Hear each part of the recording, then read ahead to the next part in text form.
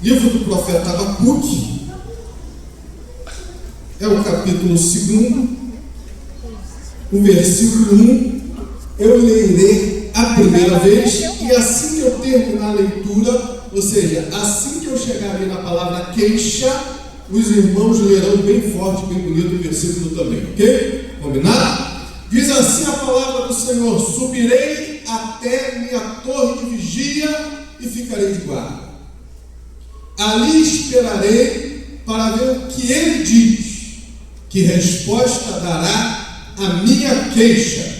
Subirei até a minha torre de vigia e ficarei de guarda. Ali esperarei para ver o que ele diz, que resposta dará a minha queixa.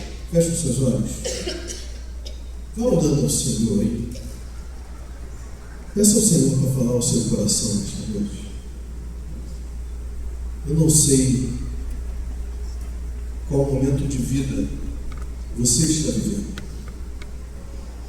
Eu não sei o que você precisa ouvir o Espírito Santo nesta noite. Mas o nosso Deus sabe. Deus pode falar através de uma hora de discurso. Deus pode falar através de uma frase no meio de um discurso de uma hora. Eu não sei a maneira como Deus vai falar ao seu coração nesta noite.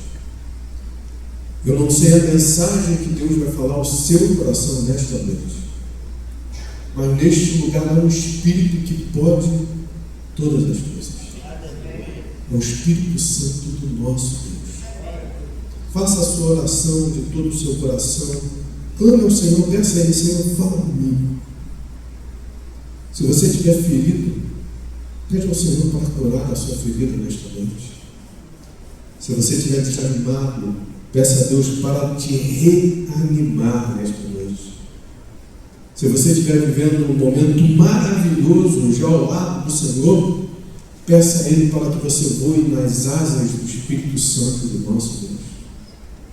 Mas clame ao Senhor para que Ele fale ao teu coração nesta noite.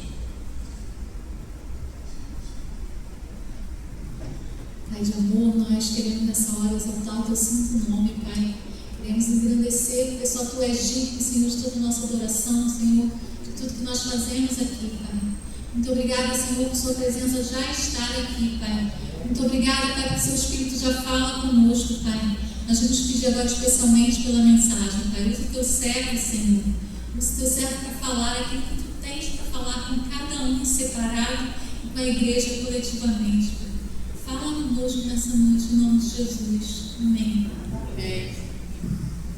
É sempre uma grande responsabilidade trazer a palavra de Deus nos corações. Meu desejo é que verdadeiramente não seja eu a falar, seja o Espírito Santo de Deus a falar ao meu e ao seu coração nesta noite. Eu confesso aos irmãos que desde domingo passado pela manhã, quando estava aqui com os irmãos refletindo sobre aquele texto de Eleazar, e o Senhor me cobrou a prática da sua palavra, e não apenas a teoria da sua palavra, exatamente naquela questão de que nesse aperfeiçoamento dos santos, nessa busca de uma intimidade maior com Ele, nessa busca de uma verdadeira adoração a Ele, é necessário que a gente saia daquilo que a gente sabe e que a gente pratique aquilo que a gente sabe. Desde criança, eu nasci criado dentro da Igreja Batista e é uma máxima no nosso meio, e acredito que não só no meio batista, creio eu que no meio evangélico, há uma máxima de que muita oração, muito poder, pouca oração, pouco poder, nenhuma oração, nenhum poder. Desde criança, desde a minha mais tenra idade, eu me batizei, eu tinha 8 anos de idade, então eu não imagine há quanto tempo eu estou dentro da casa do Senhor. Eu sempre ouvi isso. Eu me lembro da época em que havia cultos matutinos, não apenas no domingo. Eu me lembro de uma época em que a igreja se reunia muito parecido com o que nós fazemos na nossa semana de jejum e oração. A igreja também acordava muito cedo, tinha cultos que eram direcionados a essa busca da presença do Senhor através da oração. Então, todos nós que somos convertidos, que em algum momento a gente teve esse encontro com Cristo Jesus e recebemos Jesus como nosso único e suficiente Salvador, todos nós sabemos que o alicerce da vida cristã necessariamente passa pela oração. Sem oração, não há vida cristã. Da mesma maneira, todos nós que crescemos dentro da igreja do Senhor, que nos convertemos ainda muito cedo, que já estamos na casa do Senhor há bastante tempo, todos nós sabemos, há um ditado popular em nosso meio que fala que brasa fora da fogueira apaga. E normalmente, como que o crente, como que o salvo, como que o servo do Senhor Jesus Cristo, como que a igreja, ela utiliza, ela entende essa verdade, tanto popular como essa realidade, que a experiência, por exemplo, tu pega uma brasa, tu tirou ela da fogueira, deixou ela ali no canto, a gente sabe que ela vai esfriar e ela vai apagar. E como que a gente entende isso no mundo espiritual? Não existe a figura do crente fora da igreja. A comunidade protege, a comunidade fortalece, a comunidade cria um ambiente necessário para as experiências com o Espírito Santo de Deus. A comunidade, ela é um instrumento de Deus na vida dos membros da comunidade cristã para uma maior comunhão com Ele mesmo. Ele criou a igreja. Há um texto em Eclesiastes no Hebreus, muito claro: não deixai de congregar, como é costume de alguns de vós. Ou seja, desde aquela época, já uma época, Hebreus, foi escrito no primeiro século da nossa era, da era cristã. Ou seja, nós estamos falando aí de antes do ano 100, nós estamos no ano 2026. Antes do ano 100, já era ensinado à comunidade cristã a necessidade de nos reunirmos em grupos para adorarmos ao Senhor, porque isso nos daria vantagem nessa batalha espiritual. Então todo mundo sabe desde muito cedo, ora precisa de uma vida de oração, ora precisa de uma vida de frequência aos cultos. Talvez um dos primeiros versículos que a gente aprende quando a gente se converte ao Senhor Jesus é: lâmpada para os meus pés é a tua e luz. Então nós temos aí mais uma base nesse alicerce de vida cristã: a oração, a frequência aos cultos, ou seja, a vida em comunidade cristã e a leitura da palavra do Senhor. Todo crente sabe disso. Não há como ter uma vida cristã se nós não tivermos esse tripé. Nós vamos enfraquecer, nós vamos nos afastar do rebanho, nós vamos ser presas fáceis do inimigo das nossas almas. Só que a gente insiste em viver como se isso não fosse verdade. A gente insiste em viver uma vida em que a oração ela é esporádica. Raramente a gente vai ter um servo do Senhor que tem todo dia um horário separado para oração. O derramar da alma diante do Senhor. Você agora no almoço, você agora na outra porta, mas é aquela oração quase que ritual. Não é aquele derramar da alma diante do Senhor. E a gente sabe que sem isso, a vida cristã é sofrida. A fé é mais facilmente abalada. O nosso inimigo é mais forte do que nós. Poucas vezes se prega isso, mas querido, o demônio mais fraco é mais forte do que eu e você. O que nos faz vencer o demônio me olha assustado. É difícil pregar o evangelho verdadeiro. A pessoa acha que ela vai pisar na cabeça do diabo. Ei, querido, quando o texto bíblico fala que nós pisaremos na cabeça dele, é no poder do Espírito Santo, não é no teu poder, não é no meu poder. Presta atenção em uma coisa: quantos anos você tem de vida? Vamos dizer para o irmão que mais tempo tem de vida aqui. Tem alguém aqui com 90 anos de idade? Só para saber, 90 anos. Tem alguém aqui com 90 anos? 90, ou mais? Ninguém com 90? Só tem novinho aqui. Ninguém com 90? Ei, 90 anos para os demônios não é nada. Eles estão aí desde que a terra é terra. Só na experiência do que eles já viram, eles já sabem mais do que eu e você. Só na experiência.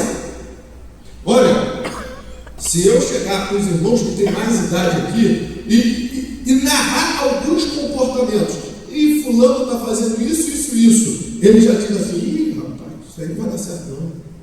Vai acontecer isso e aquilo com ele. Por quê? Porque ele já viu isso se repetindo muitas e muitas vezes na vida de muita gente. Cara, se eu, que sou limitado, não tenho nem 50, tenho 49 anos, eu consigo identificar comportamentos e consigo deduzir aonde aquele comportamento vai levar, tu imagina os demônios que estão aí desde que o mundo é mundo. Eles são mais rápidos, eles não dormem, eles não se cansam. Eu sou mais lento, eu durmo, eu me canso, eu tenho fome. Quem é mais forte? A gente só ganha deles porque nós temos algo que eles não conseguem superar: a presença do Espírito Santo de Deus. Sem o Espírito Santo de Deus, a gente não ganha do demônio mais fraco. O demônio mais fraco dá um banho na gente. Agora, com o Espírito Santo, aí mudou tudo. Porque aí nós temos o Espírito, não é um Espírito. Nenhum demônio consegue sequer se igualar ao Espírito Santo, não chega nem perto. Então, com o Espírito Santo, aí a gente tem vantagem. Aí sim, a gente pode pisar na cabeça de cobras, a gente pode pisar em escorpiões, aí sim nós podemos saltar muralhas, mas o que faz isso tudo não sou eu, não é você, é o Espírito Santo. E como manter e aumentar a comunhão com o Espírito Santo? Aí a gente volta para o beabá, para o tripé de sempre que está na palavra do Senhor. Tem que ter vida de oração, não é oração esporádica, é vida de oração. Tem que ter frequência aos cultos, nem para o culto quando eu quero, é para o culto porque a vida em comunidade, o agir do Espírito Santo de Deus. Irmão, Jesus, a gente estava aqui de madrugada ouvindo os irmãos contando as experiências dele, e você vê bem das coisas mais simples, das coisas maiores. 7, 8, 9 irmãos contaram a experiência deles. Com certeza, dos irmãos que estavam aqui, pelo menos uma dessas experiências ajudou a vida de uma pessoa. Talvez não as 9, mas uma frase dita por aquele irmão, por aquela irmã, fortalece a vida de uma outra pessoa. Mas como isso aconteceu? Por que o Espírito Santo conseguiu ministrar sobre a minha vida, sobre a vida daqueles que estavam aqui, através da experiência que o irmão contou? Porque estava aqui. Às vezes a gente está passando uma situação tão difícil, tão dura, tão ruim, mas a gente está quase desistindo. Deus usa o irmão para contar a experiência dele, o que ele já viveu, e aqui o Espírito Santo olha para a gente e fala assim: ei, se ele conseguiu, se ele venceu, se ele está de pé, você também vai estar. Você também consegue. Você também suporta. Você é mais forte do que você pensa. Mas isso só vai acontecer, essa experiência só vai me tocar se eu estiver aqui, no meio da comunidade cristã, vivendo essa vida comum de servo do Senhor, comungando e compartilhando das dores, das tristezas, das feridas, mas das alegrias, da felicidade, da empolgação da vitória, do refrigério, do colo do Espírito Santo de Deus, e vai por aí afora. Não há como crescer sem conhecer a palavra. Então a gente precisa entender que se eu quero, e foi isso que o Espírito Santo me cobrou ali, eu estava ali andando de um lado, eu não estou andando aqui, eu estava andando ali, quando eu falei, não, tá, oração, na vigília da noite, quantas vezes você, numa vigília da noite, buscando pelo teu filho, e aí o Espírito Santo deu aquele apertozinho de leve, e aí? Esse aí ecoa na minha mente, no meu coração, isso me incomoda até hoje. O Espírito Santo me cobrando, dizendo, tá bom, amor, você sabe disso tudo, mas e aí? Você está vivendo o que você sabe? O Espírito Santo me cobrando, você está falando da importância de passar uma madrugada inteira orando e buscando a minha face. Mas qual foi a última vez que você fez isso, irmão? E a frase continuava na minha mente e no meu coração. E aí? O Evangelho não é teoria. O Evangelho é prática. E num dos momentos que a gente estava aqui na torre de oração, a minha esposa usou uma frase, e aquela frase que ela usou, o Senhor falou para mim assim: é isso que eu cobrei de você, e é isso que você está me entregando. Ela cantou o hino, ela foi uma das que cantou o hino, e disse o porquê de escolher aquele hino, o que aquele hino falava no coração dela, e o hino dela falava sobre o vaso de alabastro tem que ser quebrado, e o seu perfume tem que ser totalmente derramado. Você quer viver experiências com Deus? Foi isso que o Espírito Santo me falou. Você quer ir um nível a mais? Você precisa derramar o perfume precioso do teu vaso de alabastro. O que eu estava fazendo aqui a noite inteira, mais de 24 horas ligado, acordado, derramando no altar do Senhor a minha oferta de adoração. O meu vaso de alabastro estava sendo quebrado. E o seu servo do Senhor? O que você tem oferecido a Deus? O que você tem derramado ao Senhor? Como você tem se relacionado com Deus? O que você tem entregue no altar do Senhor? Para entregar o coração, a gente tem que fazer muita renúncia. Para entregar o coração, entregar o coração é muito mais caro do que entregar qualquer outro tipo de oferta. Meu querido, deixa eu te perguntar, o que você está entregando ao Senhor?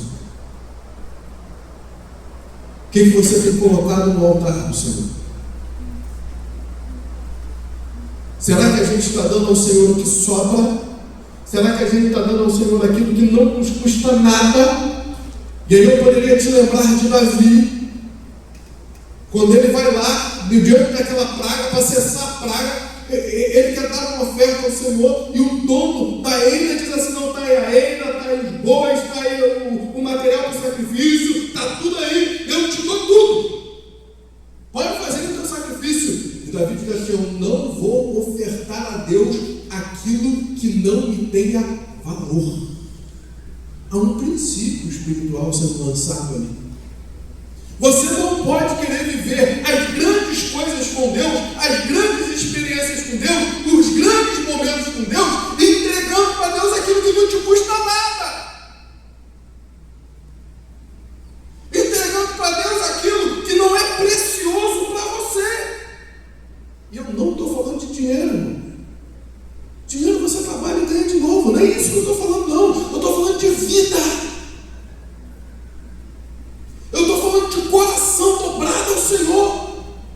Eu estou falando de desejos, de prazeres em que a gente abre mão porque a gente ama ao Senhor. Eu estou falando de você ter uma chaga, uma ferida sangrando dentro do teu peito, mas mesmo assim você permanecer fiel ao Senhor.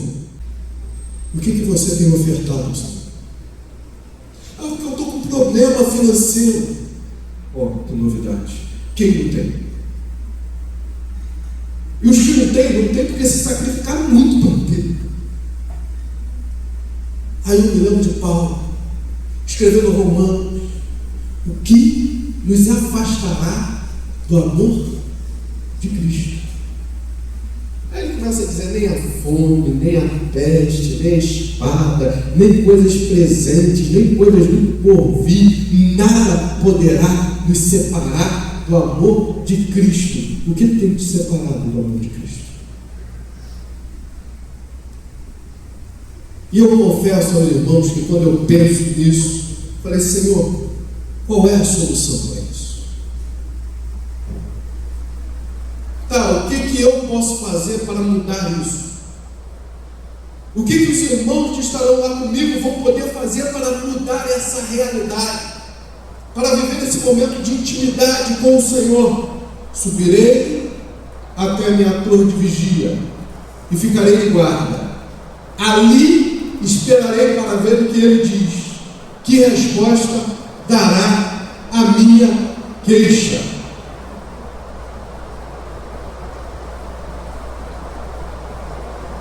Suba a torre. Suba a torre.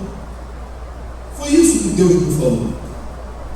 Como muda essa realidade? Suba a torre. O que é a torre? A torre ficava nas muralhas que protegiam as cidades. As cidades tinham muralhas, essas muralhas tinham portões. Nessas muralhas existiam torres. Essas torres tinham vigias, que a Bíblia vai chamar de atalaia. Quando você vê escrito na Bíblia atalaia, está falando desses vigias que ficavam nessas torres, em cima das muralhas. E esses atalaias, eles tinham uma função. Eles ficavam observando, e se vissem alguma coisa, eles sabiam o que fazer. Se fosse, por exemplo, um exército inimigo vindo, eles vinham de longe, tocavam a trombeta para que os camponeses pudessem sair do lado de fora, que estavam do lado de fora da cidade, pudessem entrar na cidade, os portões terem fechado. Enquanto esse movimento estava sendo feito, já tinha tido o toque da trombeta, o exército se posicionava nas muralhas para poder reagir à agressão do exército inimigo. Suba a torre. Vamos entender o que estava acontecendo quando Abacuque disse esse versículo: subirei a torre de vigia. Era um período sombrio e confuso da história de Judá. Lembrando, Abacuque está no reino sul, Judá, separado já do reino norte, que já tinha tido problemas seríssimos com a Síria. E Abacuque, profetizando no reino de Judá, ele está vivendo ali um momento extremamente turbulento naquele reino. Qual é o momento? Rei Josias tinha morrido. Rei Josias foi um grande reformador, um grande servo do Senhor, um homem que trouxe a nação de Judá de volta aos caminhos de Deus, uma nação que estava totalmente perdida. Quando Josias assume o reino, a nação estava totalmente destruída. Havia até sacrifício de crianças para deuses pagãos. Então daí você vê o nível que estava Judá quando Josias assumiu. Só que Josias traz uma era de prosperidade, de fidelidade ao Senhor. Ele restitui o culto, ele traz a lei de Moisés, ele reforma o templo, ele faz reformas espirituais tremendas em Judá. E Judá agora está vivendo um outro momento. Porém, Josias resolve sair para impedir um exército de atravessar. Não era para ter ido, ele vai, e nessa batalha ele é morto. Josias é morto, assume o reinado um tal de Jeoaquim. Jeoaquim é um rei idólatra, corrupto, que só pensa nele, em vantagens para si e que ignora a lei. É nesse contexto que Abacuque está profetizando. Uma nação que se perde novamente com a perda de seu rei, do seu líder, do seu referencial Josias. Ela se perde totalmente nas mãos de Jeoaquim. A partir daí, Abacuque começa a olhar o que está acontecendo no meio do povo. E o que ele vê? Violência nas ruas. Muito sangue sendo derramado nas ruas. Pessoas sendo mortas. O que ele vê? Corrupção instaurada no reino. Era um governo corrupto e era um país corrupto e violento, idólatra. E é esse o contexto em que Abacuque encontra a nação para profetizar. E aí, ao profetizar, a história de Abacuque, quando ele vai profetizar, ele começa naquela letra lá. Abacuque reclama da violência e da injustiça que reinava em Judá. Abacuque começa a questionar Deus. Abacuque começa a reclamar com Deus. E no seu questionamento, na sua reclamação com Deus, Abacuque diz assim: o Senhor não vai fazer nada. O Senhor não está vendo o que está acontecendo na nação. O Senhor não está vendo que os corruptos se dão bem. O Senhor não está vendo que a violência sendo derramada. O Senhor não está vendo a idolatria que está acontecendo aqui. O Senhor não vai fazer nada. Não é possível. E aí vem a resposta de Deus, lá na letra B. Deus responde que irá enviar os babilônicos. O termo original são os caldeus, povo lá da Babilônia, para punir o povo de Judá das suas injustiças. Quando Abacuque recebe essa resposta de Deus, ele entra em crise. Ele não aceita a resposta de Deus. Ei, presta atenção.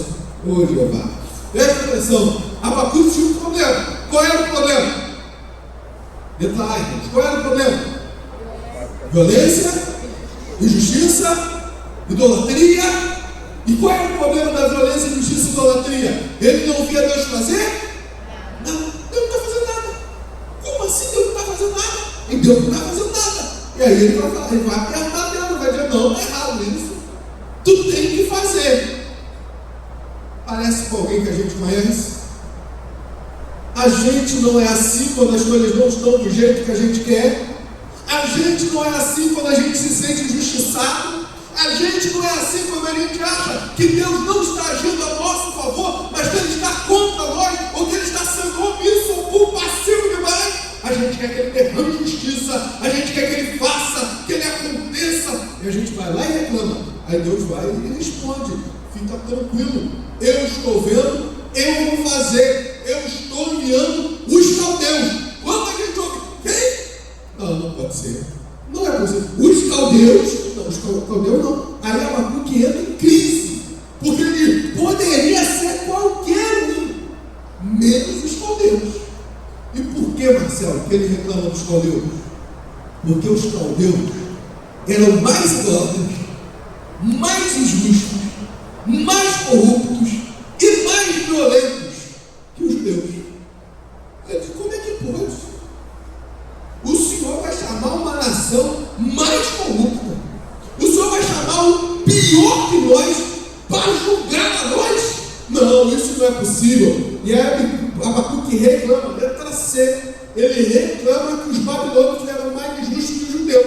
Logo, não poderiam fazer justiça. Primeiro, Abacuque ensinando Deus, né? Primeiro ele ensina a Deus: olha só, essa violência, essa corrupção, essa bagunça aqui, o Senhor não vai fazer nada. Aí Deus diz para ele: eu vou fazer, fica tranquilo, eu estou vendo. Eu já providenciei um povo para resolver esse negócio aí. Vem um povo aí para botar justiça, para punir essa gente toda aí. E a gente é igualzinho, porque nós queremos ensinar a Deus como Ele tem que fazer. Nós queremos dizer para Deus qual é o caminho que Deus tem que trilhar. A gente quer mudar as regras para que essas regras atendam à nossa vontade, para que essa regra atenda ao nosso conforto, quando na verdade a gente deveria estar submisso à vontade dele. Na letra D, Deus responde a Abacuque. Eu estou resumindo o livro para os irmãos. Abacuque reclama com Deus, Deus responde. Abacuque entra em crise, não aceita a resposta de Deus. Deus vira para Abacuque e diz assim: calma, os babilônicos também serão punidos. Eles serão nesse momento meu instrumento para punir Judá. Mas aguarda para ver o que eu vou fazer com eles depois, porque eu também vou puni-los. A palavra de Deus, lá em 2,4, ele diz assim: eis que a sua alma se incha, não é reta neles, mas o justo viverá pela fé. O que ele está dizendo? Olha, eu conheço os caldeus, eu sei que a alma dos caldeus é inchada, ou seja, a alma dos caldeus é orgulhosa, a alma dos caldeus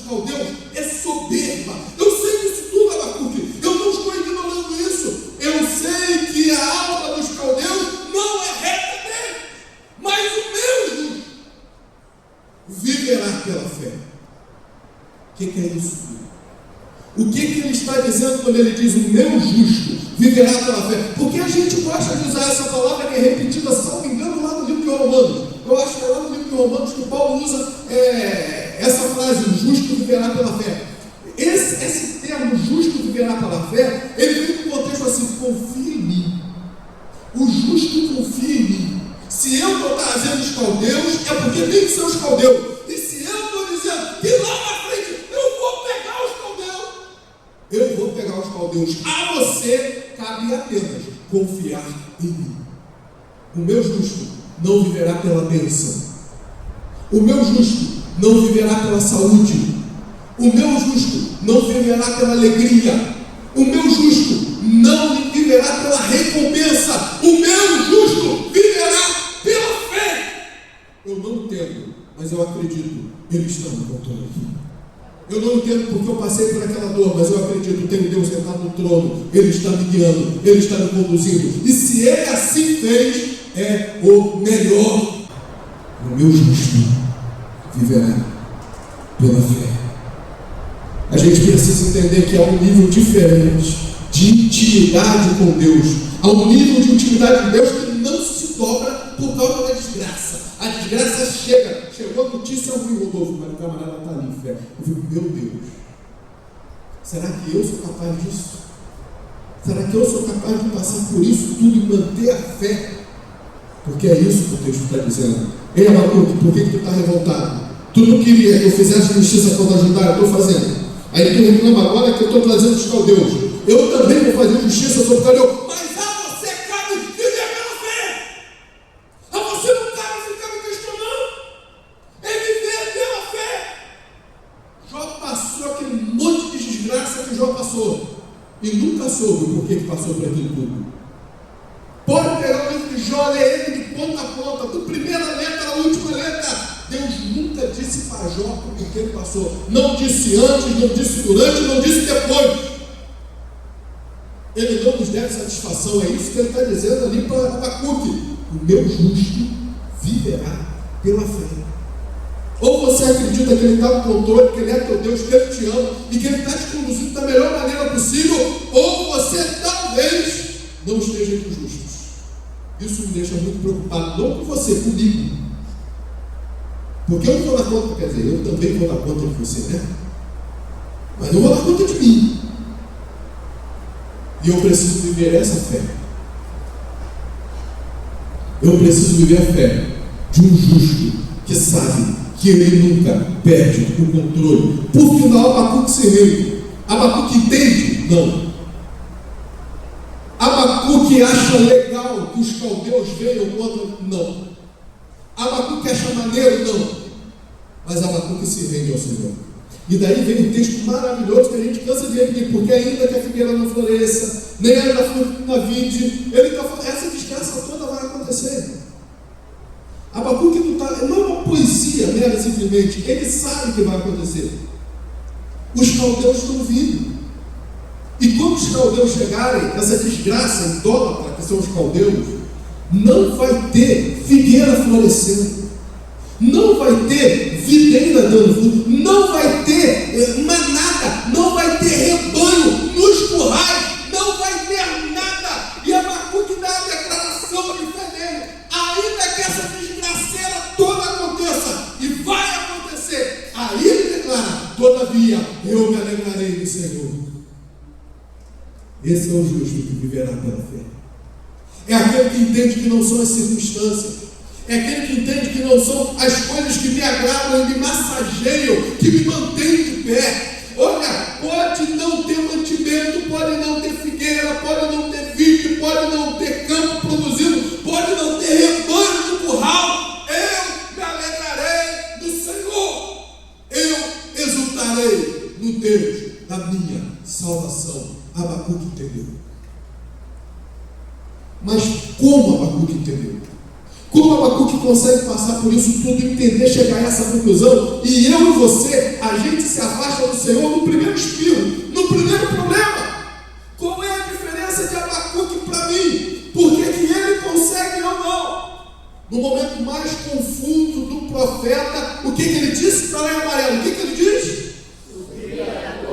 O que ele diz? Subir a torre. Ele diz: subirei a minha torre de vigia. Suba a torre. Suba a torre. Sabe por que eles conseguem e a gente não está conseguindo? Porque eles estão subindo a torre. Pastor, o que significa essa história de subir a torre? Lembra? A torre estava no alto da muralha. Lembra? A torre tinha a sua função. Ei, a torre é um lugar mais alto, símbolo de uma busca, de uma proximidade maior com o Senhor. O que o Senhor falou para mim foi o seguinte: ei, Amós, tu tem que subir a torre. Se você quer viver essas coisas todas, você tem que subir a torre. Você precisa buscar um lugar de uma proximidade maior comigo. Na madrugada, quando a gente estava aqui, foi cantado o vaso de alabastro. Aquela palavra entrou no meu coração. Eu entendi o que Deus estava falando comigo. Eu entendi: ei, vai ter que derramar o perfume, vai ter que abrir mão, vai ter que entregar o que é precioso para você. Não me venha com sobras, não me venha com rituais religiosos. Eu quero que tu tente o mais poderoso, o mais precioso. Eu quero a tua alma. Eu quero o centro da tua vida. Ei, o que você tem mostrado ao mundo? Cadê os teus fichários, onde você coleciona as tuas experiências com Jesus Cristo? E as pessoas chegam na sua casa e dizem: vem cá, senta aqui, deixa eu contar para você o que Cristo fez na minha vida. Deixa eu contar como eu era, deixa eu contar como eu sou, deixa eu te contar esse momento difícil aqui. Cara, eu estava orando ao Senhor, a injustiça e tal. Ele falou para mim assim: eu vou mandar os caldeus. Eu fui lá e questionei ele como assim os caldeus não podem. E ele falou para mim: fica tranquilo, porque eu vou fazer, mas eu vou fazer justiça contra os caldeus também. Eu fiz a minha declaração de fé, e mesmo que eu passe por essa desgraceira toda, eu me alegrarei no Deus da minha salvação. Que momento maravilhoso. Ei, cadê a tua experiência, servo do Senhor? Cadê esse lugar mais alto, separado do mundo? A torre, ela estava separada do que era comum. Ela estava lá em cima da muralha. E na muralha ela tinha uma função específica. O sentinela tinha que entrar ali e ficar ligado. O que Deus me convida para fazer, o que Deus te convida para fazer é subir a torre. Um lugar mais alto, um lugar separado do mundo, na torre. Presta atenção nisso. Quando você estiver na torre, as coisas do mundo perdem importância. Elas passam para o segundo plano. Na torre, nesse lugar mais alto, nesse lugar de intimidade com Deus, nesse lugar de busca com Deus, as preocupações do mundo entram em segundo plano. Meu Deus, é quando você chega com um camarada que está doente, conversa com ele, e ele olha nos teus olhos e diz assim: cara, eu quero que Deus me cure. Mas se ele não me curar, louvado seja o nome do Senhor. É quando tu chega para aquele camarada que não tem quase nada em casa, nem para comer, que não tem doente. Ele falou: se eu tiver o que comer, louvado seja o nome do Senhor. Se eu não tiver o que comer, é uma rica oportunidade de eu fazer um jejum para buscar o nome do Senhor. Na torre, as coisas, o polo muda, a visão muda. Na torre, você está dirigindo, o cara passa, te dá uma fechada, te xinga e você olha para ele e diz assim: desculpa, foi sem intenção. Você não sai arrastando o carro dele como um maluco deve mental. Na torre, o polo muda. Deus assume a dianteira. A maneira como você enxerga o mundo muda. Na torre você consegue dizer como Paulo falou, salvo engano, foi o Filipenses, a gente leu aqui eu acho que é o Filipenses, que ele diz assim: olha, eu estou dividido por causa de vocês. Eu quero partir, estar com Cristo, que isso será melhor por mim, mas por causa de vós, talvez o melhor seja eu estar aqui para o fortalecimento da fé. Na torre, as coisas mudam de perspectiva. Na torre a gente consegue entender que para mim, viver é Cristo. E morrer, mas essa visão só quem está na torre. Se não estiver na torre, a gente até fala, mas a gente não sabe o que significa. É uma frase bonita, filosófica, legal, maneiro, que versículo maneiro para decorar, mas a gente não consegue viver ele. Mas lá na torre, preocupações, excitações, sabe que as fofoqueiras ficam como, né? As fofoqueiras e os fofoqueiros, porque tem também. Fica como uma novidade, tem que saber, tem que contar. Na torre. Você sabe, sei não. Vou te falar, conta não. Conta não. Você perde o interesse.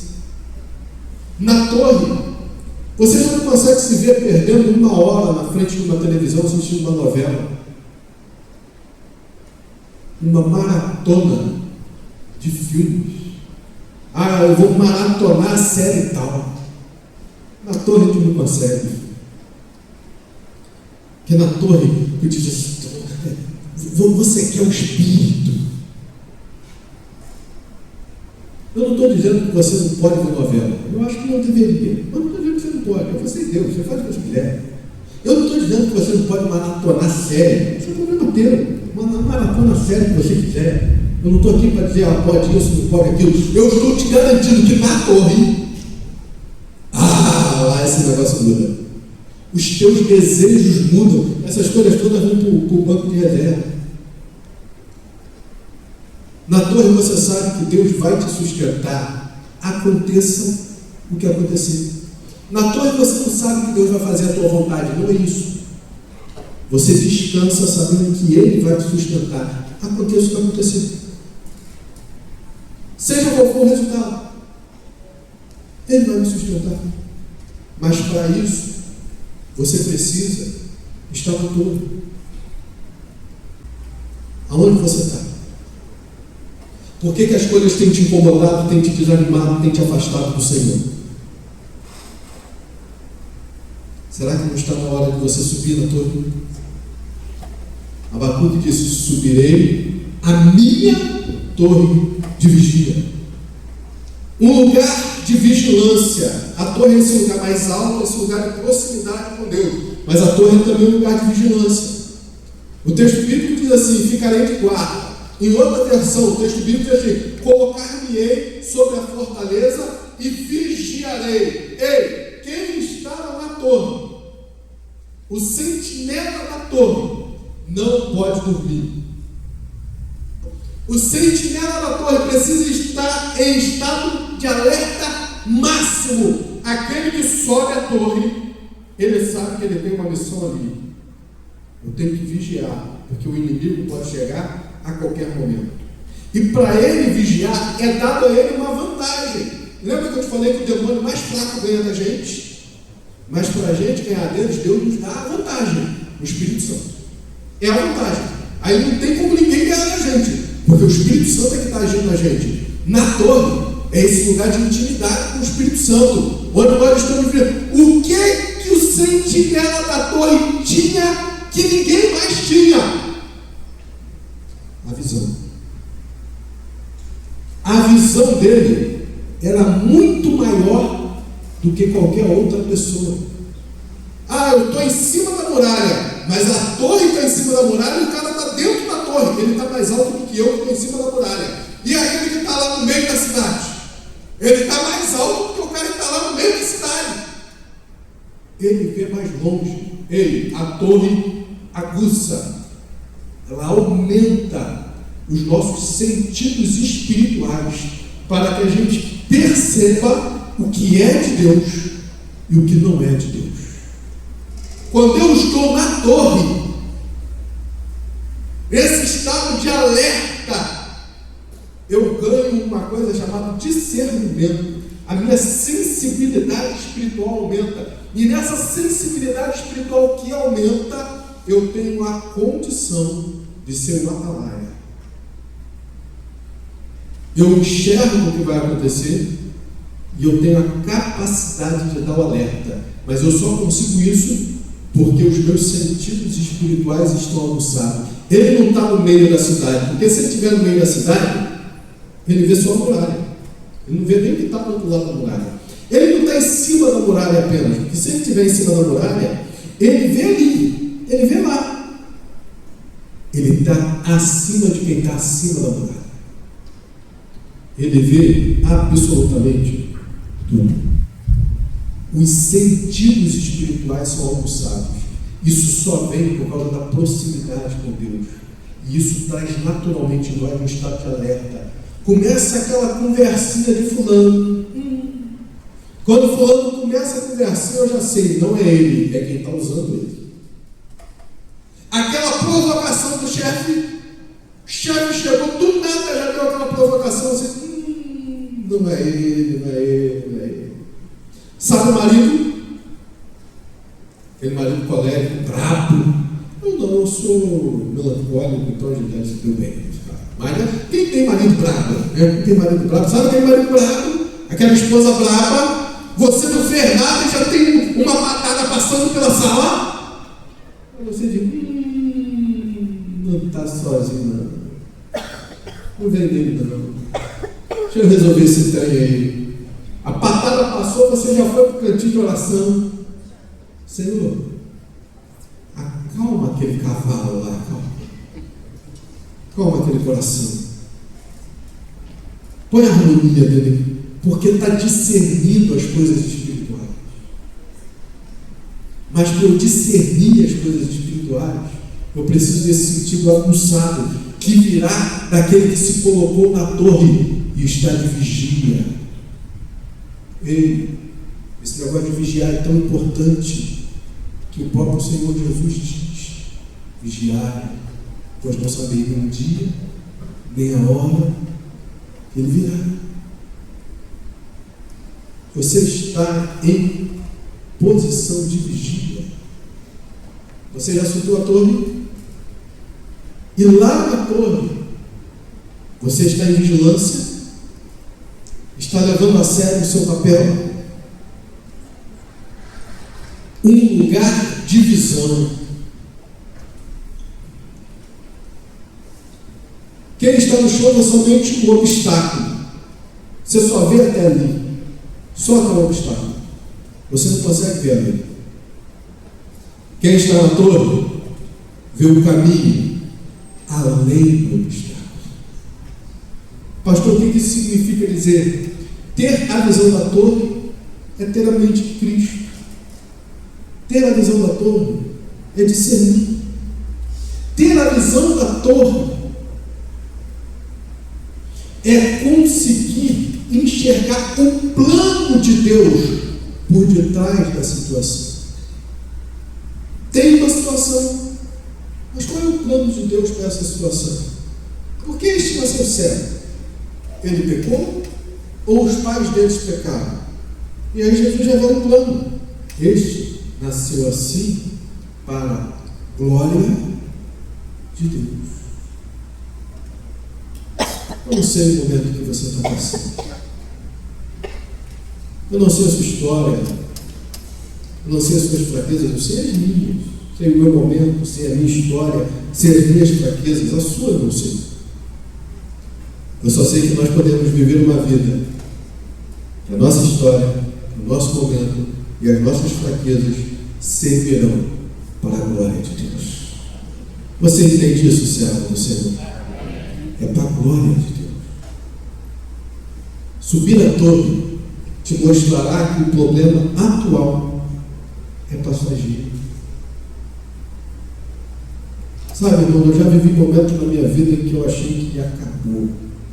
Só a morte resolve. Juro, quando eu olho hoje para trás, sabe o que eu vejo? Era passageiro. Parecia o fim do mundo. Parecia que não tinha solução. Parecia que nada era capaz de reverter aquilo. É passageiro. Eu estava no chão. Eu só via até o obstáculo. Na torre. Tem uma pedra ali, definitiva. tem depois da terra. O caminho está livre. A vitória está garantida. O Senhor está atuando. Subir a torre te mostrará que o problema atual é passageiro. Nela, na torre, você vê que Deus já preparou o livramento. Ele está lá.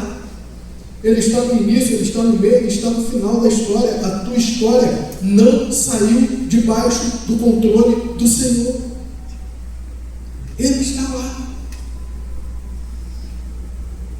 Pode parecer longe, mas está a um horizonte de alcance. E quando a gente chegar lá, os objetivos dobram e o Senhor ainda tem mais coisa para a gente. Ah, querido, para a gente encerrar, subirei até minha torre de vigia e ficarei de guarda. Ali esperarei para ver o que ele diz, a resposta que dará a minha queixa. Suba na torre. O que isso significa dizer, pastor? Abacuque subiu. Isso trouxe a ele proximidade com Deus. Suba na torre. Tenha uma proximidade com Deus. Busque isso. Isso você, ei, Deus não vai te colocar na torre. Você tem que subir a torre. Lembra do tripé que eu falei lá no início da mensagem? Oração. Deus não vai orar para você. Você tem que parar tudo e orar. Isso é subir a torre. Frequência aos cultos. Deus não vai mandar uma carruagem com anjos parar na sua porta, te dar um banho, te colocar uma roupa, um perfuminho para você não vir fedido, te colocar dentro da carruagem celestial, trazer você até que a carruagem vai parar aqui, os anjos vão te pegar no colinho e vão te colocar sentadinho ali na poltrona. Não. Você tem que vir aos cultos. Ler a Bíblia.